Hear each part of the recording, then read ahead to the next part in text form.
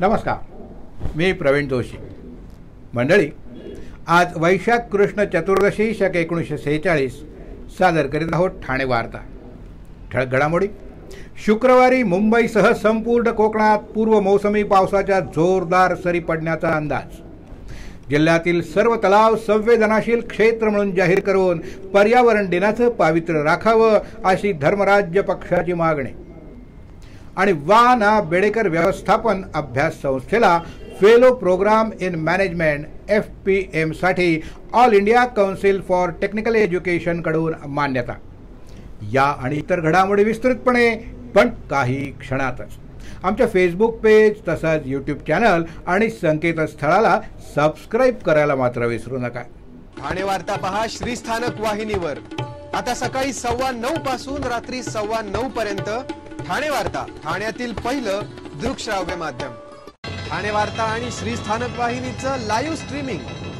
ठाणेवार्ता.com वरील live स्ट्रीमवर click करा आणि अगदी मोबाईलवरही ठाणे वार्ता श्रीस्थानक वाहिनीचा आनंद लुटा. यासाठी आमचं ॲप डाउनलोड करा. ठाणे वार्ता पहा श्रीस्थानक वाहिनीवर. आता सकाळी 9:15 पासून रात्री 9:15 पर्यंत ठाणे वार्ता, ठाण्यातील पहिलं दृकश्राव्य माध्यम. आपण पाहत आहात श्रीस्थानक वाहिनी, ठाणे जिल्ह्याचं मुख्य व्यासपीठ. मोसमी पावसाच्या वाटचालीसाठी पोषक वातावरण निर्माण झालं असून पुढील 3 दिवसात मोसमी पाऊस तळ कोकणात दाखल होईल असा अंदाज हवामान विभागानं व्यक्त केलाय.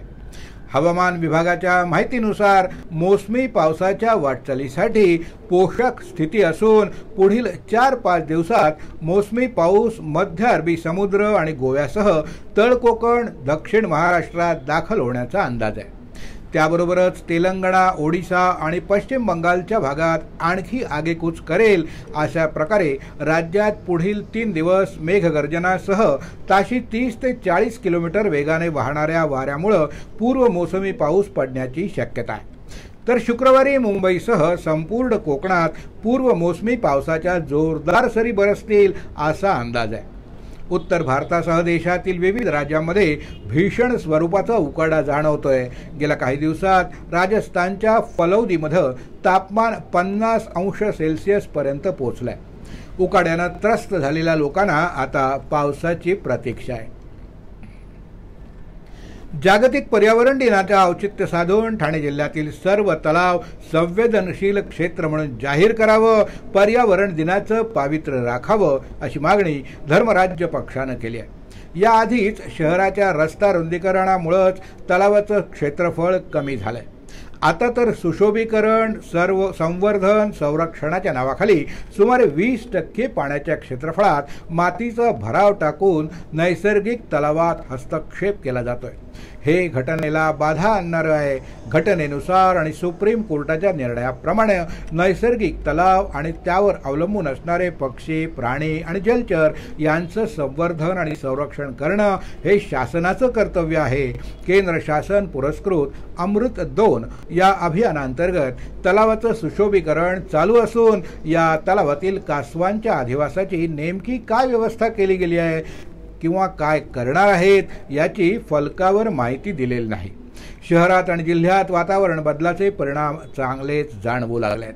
जिल्ह्यातील उष्णता तापमान रेकॉर्ड ब्रेक करीत असताना संबंधित बाबीवर शासन स्तरावर निरनिराळे उपाययोजना करीत असताना नैसर्गिकरित्या लाभलेले पाण्याचं आकारमान कमी करून शासन निर्णयाला छेद देणारं आणि घटनेला बाधा पोहोचवणाऱ्यांवर कडक कारवाईचे आदेश द्यावेत अशी मागणी धर्मराज्य पक्षातर्फे आम्ही करीत आहोत. घोसाळे तलावातील पाण्याचं क्षेत्रफळ कमी करणारा मातीचा भराव तात्काळ काढावा आणि यापुढे तलाव क्षेत्रात सुशोभीकरण, संवर्धन, संरक्षणाच्या नावाखाली घटनेचं अनेक ठिकाणी उल्लंघन जे होतंय त्याची आपण गांभीर्यानं नोंद घ्यावी. जिल्ह्यातील होणारी अनियोजित वाढ, प्रदूषित वातावरण, यामध्ये जैविक साखळी, जैवविविधतेचं संरक्षण आणि संवर्धन ही काळाची गरज आहे. नैसर्गिक परिसंस्था बाधित राखण्यासाठी आणि घटनेनुसार संरक्षण करण्यासाठी देशातील पहिल्या वहिल्या पर्यावरणवादी अशा धर्मराज्य पक्षातर्फे आम्ही मागणी करीत आहोत। दरम्यान जागतिक पर्यावरण दिनाच्या निमित्तानं ठाणे जिल्ह्यातील सर्व तलाव संवेदनशील क्षेत्र म्हणून जाहीर करून पर्यावरण दिनाचं पावित्र्य राखावं अशी मागणी धर्मराज्य पक्षानं केली आहे। एक्स्ट्रा हाय व्होल्टेज ट्रान्समिशन उपकेंद्र लवकरात लवकर चालू करावं अशी मागणी Thane small scale industries association म्हणजेच टिसा यांच्या वतीनं करण्यात आली आहे। वागळे इस्टेट ठाणे येथे उच्च क्षमतेचं उपकेंद्राबाबतची मागणी ठाणे स्मॉल स्केल इंडस्ट्रीज असोसिएशनच्या वतीनं सप्टेंबर 2023 मध्ये उद्योग मित्रच्या बैठकीत करण्यात आली होती। तसंच या विषयावर अनेकदा चर्चाही झाली आहे। मुख्यमंत्री महोदयांनी महावितरणच्या ठाणे सर्कल कार्यालयाला सूचना दिल्याचं समजतंय, पण वागळे इस्टेट इथं MIDCच्या आणि महावितरणच्या एवढ्या जागा असून तेथे देखील गेल्या 9 महिन्यात यात हवी तशी प्रगती दिसून येत नाहीये। वागळे इस्टेटमध्ये उद्योग किंवा IT पार्कच्या सततच्या वीज जाण्यामुळे सर्वच अक्षरशः त्रस्त झालेत। वागळे औद्योगिक वसाहत 60 वर्षापूर्वी महाराष्ट्र शासनातर्फे स्थापन करण्यात आली होती। वागळे इस्टेटमध्ये सुमारे 650 पेक्षा अधिक औद्योगिक प्लांट असून तिथं पूर्वीपासून अनेक कंपन्या चालू आहेत। एवढी मोठी औद्योगिक वसाहत तिथं असून देखील वागळे इस्टेटमध्ये महावितरणाचं उच्च क्षमता वीज उपकेंद्र EHV सबस्टेशन नाही। सध्या सुमारे 10 किलोमीटर परिघातून उच्च वाहिन्यांद्वारे वीज पुरवठा कलरकेम, बाळकोम, सालशेत, कोलशेत, पातलीपाडा, मुलुंड आणि भांडूप इथून जुन्या ट्रान्समिशन वाहिन्यांद्वारे वागळे इस्टेट इथल्या सबस्टेशनमध्ये आणण्यात आलं आहे। पण अनेकदा या वाहिन्यामध्ये दोष निर्माण झालं तर तासनतास वीज पुरवठा खंडित होतोय। जवळजवळ 10 वर्षापूर्वी MIDCनं वागळे औद्योगिक वसाहतीला ITचा दर्जा दिल्यामुळं तिथं सुमारे 70च्या वर माहिती तंत्रज्ञान पार्क निर्माण झालेत। सध्या माहिती तंत्रज्ञान पार्कच्या टोलेजंग इमारतीमुळे वागळे इस्टेटमधल्या विजेची मागणी देखील मोठ्या प्रमाणात वाढली आहे। त्यामुळे तिथे अखंडित तसंच दर्जेदार वीज पुरवठा होण्यासाठी अतिरिक्त हाय व्होल्टेज ट्रान्समिशन उपकेंद्राची म्हणजेच EHV स्टेशनची आवश्यकता आहे। सध्या काही वाहिन्या विशेषतः बाळकूम आणि शेत पातलीपाडा इथून शहरातील रस्त्याच्या खालून येत असल्यानं काही फॉल्ट निर्माण झाला तर तो शोधण्यासाठी रस्ते खणावे लागतात। त्याकरता अनेक खात्यांच्या परवानग्या घ्याव्या लागतात। त्यात खूप वेळ वाया जातो आणि तासनतास वीज पुरवठा देखील खंडित होतो। ठाणे या स्मार्ट सिटीतील वागळे इस्टेटचा होणारा जलद विकास बघता आणि सध्या विजेची प्रचंड मागणी वाढत आहे आणि भविष्यात आणखी वाढेल, त्यामुळे पायाभूत सोयीसुविधा मजबूत होण्यासाठी त्वरित एक्स्ट्रा हाय व्होल्टेज ट्रान्समिशन उपकेंद्र लवकरात लवकर चालू करावं अशी मागणी Thane small scale industries association म्हणजेच टिसाच्या वतीनं करण्यात आली आहे। या पुढील घडामोडी एका छोट्याशा ब्रेक नंतर कुठेही जाऊ नका, आम्ही लगेचच परत येतोय। पाहत रहा फक्त ठाणे वार्ता। सर्व नागरिकांना आवाहन करण्यात येत आहे की सध्या डासांमार्फत पसरणाऱ्या डेंग्यू या आजाराचा प्रसार रोखण्यासाठी प्रत्येकाने पुढील प्रमाणे कार्यवाही करावी। डेंग्यू आजार एडिस इजिप्ती हा डास चावल्याने होतो। या डासांची पैदास साचलेल्या किंवा साचवलेल्या स्वच्छ पाण्यामध्ये होते। 8 दिवसांपेक्षा जास्त दिवस पाणी उघडे व साचून राहिल्यास त्यात डास अंडी घालतात। अंड्यांच्या अळ्या तयार होऊन पुढे डास तयार होतात। यासाठी आपल्या घरातील पाणी साठे उदाहरणार्थ बॅरल्स, पिंपे, टाक्या, हौद, रांजणे इत्यादी दर आठवड्याला रिकामे करून घासून पुसून कोरडे करून पुन्हा भरावे। 1 दिवस कोरडा दिवस म्हणून पाळावा। पाणी साठ्यांना घट्ट झाकणे बसवावीत किंवा जुनी साडी, चादर, धोतर यांनी बांधून झाकून ठेवावीत, म्हणजे डास त्यात जाऊन अंडी घालणार नाहीत। घराच्या गच्चीवर, आजूबाजूला, अंगणात कोठेही पाणी साचू देऊ नये। भंगार सामान उघड्यावर टाकू नये, उदाहरणार्थ टायर्स, प्लास्टिक सामान, कुंड्या, टाकाऊ वस्तू इत्यादी। अशा सामानात पावसाचे पाणी साठून त्यात डेंग्यूच्या डासांची पैदास होते। घरातील कूलर्स, फ्रीजच्या पाठीमागील ट्रे हे देखील वेळोवेळी कोरडे करावेत। लक्षात ठेवा, नुसत्या फवारणीने डास घनता कमी होत नाही, तर त्यासाठी डास पैदास ठिकाणे नष्ट करणे ही आपल्या सर्वांची जबाबदारी आहे. कोणताही ताप अंगावर न काढता जवळच्या शासकीय रुग्णालयात मोफत औषधोपचार घ्या. अशा प्रकारे नागरिकांनी सहकार्य केल्यास डेंग्यूचा प्रसार रोखणे सहज शक्य आहे. ब्रेकनंतर आपलं पुन्हा एकदा स्वागत. डॉक्टर वाना बेडेकर व्यवस्थापन अभ्यास संस्थेला फेलो प्रोग्राम इन मॅनेजमेंट म्हणजेच FPM साठी all India council for technical education AICTE यांच्याकडून मान्यता मिळाली आहे. ब्रिम्स ही मान्यता मिळवणारी ठाण्यातील पहिली संस्था आहे. हा उपक्रम यावर्षी जुलैपासून सुरू होत असून कालावधी किमान 3 वर्षाचा असेल. पात्रता पदव्युत्तर पदवी प्रथम श्रेणीसह उल्लेखनीय कामाचा अनुभव पाहिजे. भारतातील संशोधन संस्कृतीच्या विकासासाठी उच्च शिक्षण संस्था सर्वतोपरी प्रयत्न करतायत. हे लक्षात घेऊन डॉक्टर VN ब्रिम्सनं AICTE द्वारे मान्यताप्राप्त फेलो प्रोग्राम इन मॅनेजमेंट चालवण्यासाठी पुढाकार घेतलाय. उद्योगातील व्यावसायिक की ज्यांना त्यांची शैक्षणिक क्रेडेन्शियल सुधारायची आहेत आणि ज्यांना त्यांचा शिकण्याचा प्रवास चालू ठेवायचा आहे, ते अशा उच्च दर्जाच्या संशोधन आधारित कार्यक्रमाची निवड करू शकतात. संस्थेनं संशोधन डेटाबेसमध्ये देखील गुंतवणूक केलेली आहे आणि या संस्थेचं ग्रंथालय संशोधनाच्या उद्देशानं पायाभूत सुविधानं अतिशय सुसज्ज असं आहे. विद्याप्रसारक मंडळाचे अध्यक्ष डॉक्टर विजय बेडेकर यांचं दूरदर्शी नेतृत्व आणि महासंचालक डॉक्टर गुरुप्रसाद मूर्ती आणि संचालक डॉक्टर नितीन जोशी यांचं सततचं मार्गदर्शन यामुळं संस्थेला हा टप्पा गाठता आला आहे. डोंबिवली MIDC मधील एका रासायनिक कंपनीत नुकताच झालेला स्फोट आणि डोंबिवलीतील वाढतं प्रदूषण या निमित्तानं आरोग्य आणि पर्यावरण जागृती करण्यासाठी 3 जून रोजी या जागतिक सायकल दिनाचं महत्त्व साधून मिलापनगर MIDC निवासी भागात एक सायकल फेरी काढण्यात आली.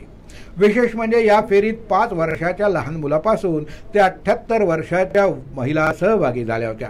याचं आयोजन एव्हरग्रीन सायकल प्रेमी या महिलांच्या एका संघटनेनं केलं होतं.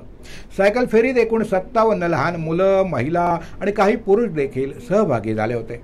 सायकल चालवल्यानं आपलं आरोग्य चांगलं राहतं, तसंच प्रदूषण रोखण्यास हातभार लागतो. हा मुख्यत्वे उद्देश साध्य करण्यासाठी MIDC निवासीमधील काही महिलांनी एव्हरग्रीन सायकल प्रेमी या नावानं हा ग्रुप तयार करून हर्षल सरोदे यांच्या नेतृत्वाखाली अनेक जणांना सायकल शिकण्यास सुरुवात केली आहे.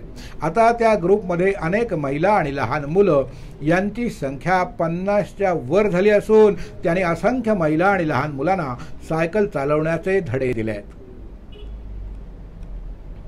ठाणे लोकसभा मतदारसंघात शिवसेनेच्या नरेश म्हस्के यांनी शिवसेना उद्धव ठाकरे गटाच्या राजन विचारे यांचा 2,17,003 मतांनी पराभव केलाय. लोकसभा सार्वत्रिक निवडणूक 2024 ची मतमोजणी पार पडली. ठाणे लोकसभा मतदारसंघाची मतमोजणी न्यू होरायझन स्कूल इथं पार पडली.